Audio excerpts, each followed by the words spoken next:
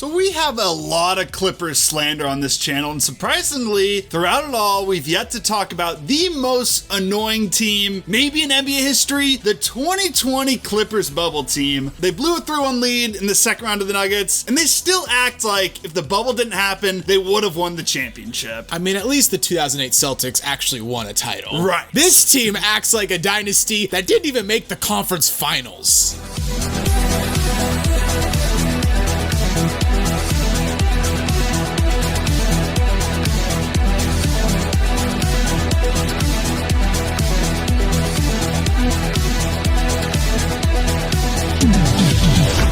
Before we start talking about how damn annoying the 2020 Clippers are, please give the video a like, subscribe to the channel, and hit the notification bell so you never miss out on any new videos. To remind you of what happened with this team, first we gotta talk about the 2019 playoffs. To give this team credit, they played the Warriors pretty tough in that first round. They were the ace seed, they had that insane comeback in game 2, down 31 points, came all the way back and won the game. Pat, Bev, and KD were kind of going at it for a bit. Then KD shut him up pretty quickly because he just torched him for the rest of the series. But still, 6-game series, you played the 2019 Warriors tough. I'll give them credit for an AC to do that. And they were so damn likable. They were the underdog. They were the little engine that could. They played defense. They played team ball. Like, this team was awesome. 2019 offseason, everything changed on one night. They signed Kawhi Leonard. They trade for Paul George. What was it, like 5 minutes apart it happened? No, it was like 60 seconds 60 apart. seconds, yeah. It just happened right away. We were shocked. The entire NBA was shocked. The country was shocked.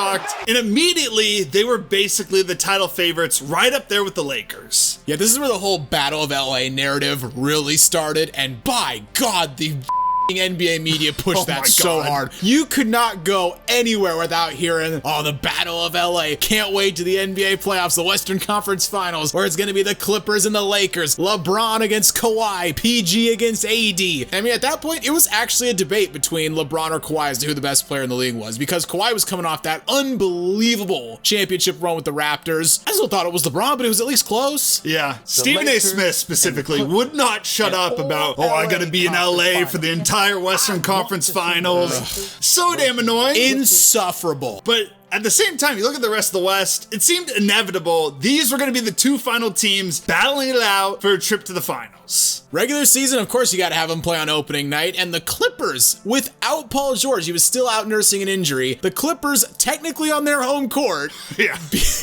I mean, technically, it was still probably a Lakers home game. But you know what? They got a double-digit win against the Lakers on opening night. Yeah, I'm pretty sure Kawhi actually went out to address the home court before the game, and he actually got we gonna work hard every night. Funny, but yeah, huge win for them. And then they followed up Christmas Day. They beat the Lakers again. Pat Bev had that block on LeBron. I remember you were very depressed about this. I was so mad because I already saw the Lakers lose. I wanted the Lakers to win this so bad. I remember I was watching it on the phone at my uncle's house. And of course, Pat Bev had to be the one to get the block. God, that sucked. So the Clippers, they had a solid regular season when the NBA shut down due to COVID. They were 44-20. I mean, that's really good. Second in the West, 5.5 games behind the Lakers. I do want to make that a key point. Like, I know most people, I think, would say the Clippers were the favorites, but 5.5 games, even with Paul George missing time, that's a sizable gap there. Well, clearly you don't pay attention to college football because you would know games don't matter, Ben. That's a fair point. It's just the best teams, right? Games don't matter. I mean, Paul George missed some time with injury, but he was back long enough that you can make up that gap if you're better than the Lakers. They could have. So into the bubble, the Clippers did fine during their seeding games. They went 5-3 in their final 8 games of the season. Of course, there was that game against the Blazers where Dame missed a pair of free throws at the end and Pat Bev was laughing his ass off. Yeah, kind of weird for a team that like didn't care about the bubble. So like, we've been told they didn't care. They had to be dragged to get there. They were talking a lot of for a team that just didn't care whatsoever, but all right. They were unbearably miserable, but they were howling with laughter after winning a game against the Blazers. Right. They did close the gap on the Lakers a little bit because the Lakers during those like final 8 regular season games were trash. So they were only behind the Lakers 3.5 games at this point. And it was basically, I felt like it was a coin toss between the Lakers and Clippers at that point. Everyone was picking at least one of the two. It was either Kawhi and the Clippers or LeBron and the Lakers. No one was thinking about any other team in the West. I still think at that point the Clippers were still a pretty overwhelming favorite. I think so. Yeah, I think most people would say the Clippers were the team. Like 75-25 probably in favor of the Clippers. Yeah, you had me rocking with the Lakers. Of course, yeah, you. And maybe Nick Wright and just about everyone else rocking with the Clippers.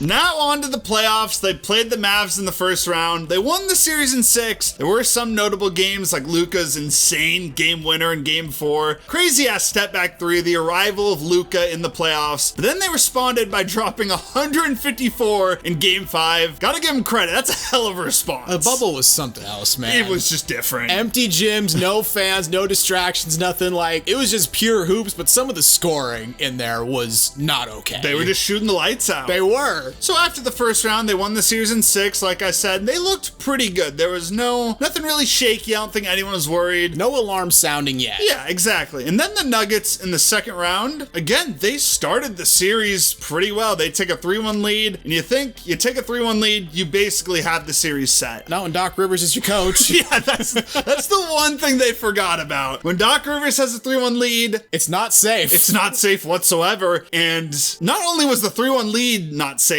their double-digit leads weren't safe either. 16-point lead in game 5, gone. 19-point lead in game 6, lost that. 12-point lead in game 7. Sayonara. Just gone. And in game 7, we gotta pay homage to it. Paul George gave us one of the most iconic calls in NBA history. Way off. It's the side of the backboard. Brilliant. Will never not be funny. It will never not. It's hysterical. So, a team that just got completely embarrassed, you blow a 3-1 lead. If I was in that position personally, I'm shutting the hell up. I would never bring it up again. I am going into hibernation for months, years, whatever. I'm never talking about it again. I would act like it didn't happen, but this Clippers team did not do that. And before we even talk about what they've said after the bubble, we got to get into what they said before the season even started. Yeah, when the news broke that the Clippers had landed Kawhi and Paul George, apparently Patrick Beverley was at a restaurant with PJ Tucker and Jordan Clarkson, just in one of those NBA groups. It's like, why? Yeah. But you know what? He was at a restaurant with those two guys, and apparently he stood up on the table and repeatedly yelled, "I just won the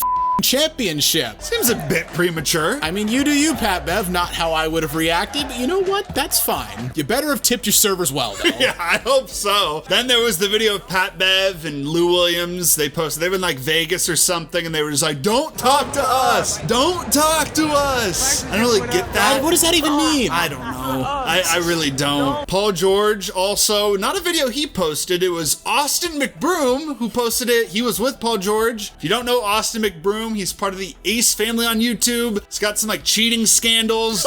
Known scammer? What the is Paul George doing with this guy? You know, I love YouTube because it's given us obviously a great platform. We've built a great community. But that doesn't mean I don't hate it sometimes. At least some of the people on here. Yeah, exactly. And then you had Patrick Beverley. He wasn't done with staying on the table because he also laughed in PJ Tucker's face. This might be my favorite one. He went up to LeBron and told him, "It's pretty much over for you guys now." What? Bold strategy, Cotton. Let's see if it pays off for him. That is crazy. And what makes that even funnier, LeBron, we all know he won the bubble championship that year. PJ Tucker won the title the next year with the Bucks. Patrick Beverley still does not have that ring to this day. Let's be real, he's never getting it. I was just about to say hot take. He's not getting it this year either. Hell no. Also, just a bunch more random incidents. During a blowout against the Warriors, Pat Bev very infamously told Steph, "You had the last 5 years. The next 5 years are mine." Wow. So far, we're 4 years into that, and I would say, unless Pat Bev does something crazy next year, that was not true. Unless the guy takes the leap to end all leaps. Yeah. Montrezl Harrell on the Knuckleheads podcast in July of 2020 said he was the modern day Rodman? Crazy for a guy who doesn't play defense to say that. I'm convinced Montrezl Harrell's never actually seen Dennis Rodman play basketball. No, he's just like, he gets rebounds, he's this energy guy. Yeah, I'm him. He's big and tough and intimidating. That's me. Right. Also, Lou Will tweeted, quote, "Has there ever been two guys averaging 18 plus off the bench on the same team with two superstars on that team as well?" And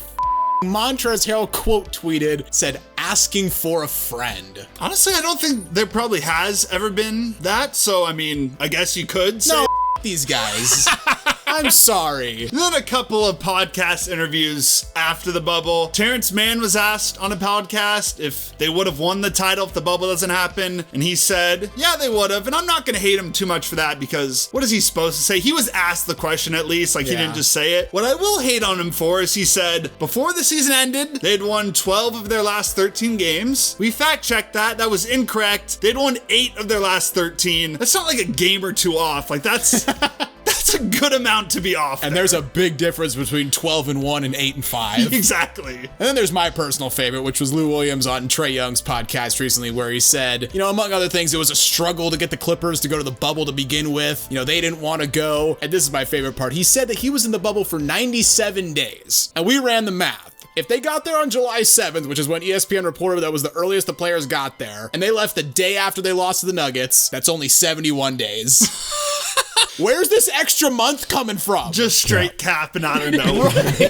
And then he also said on that podcast that he started to hear rumblings that basically the chip wasn't going to be respected, so the team just let their foot off the gas. This might be the single dumbest statement I've ever heard an athlete say.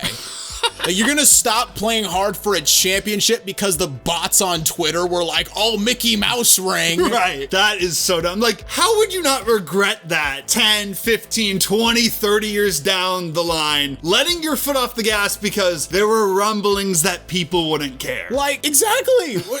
I mean, if we're being honest, the only reason no one cares about the bubble ring is because LeBron won it. Yeah, that is true. If anyone else had won it, people would have been like, oh yeah, it was weird, but it's still a championship. Like, bro, in 50 years, no one's gonna care. Yeah, fans can say it doesn't count, analysts can say it doesn't count, hell, players can say it doesn't count, but the banner's there, you get the ring, it's in the record books, you can't take that away, so that's ridiculous. So what do you guys think? What's your honest opinion? Would they have won the title if the bubble didn't happen? Let us know in the comments below. If you enjoyed the video, please consider giving a like, and hey, while you're here, check out some of our other content as well, and don't forget to subscribe to Synthetic Sports.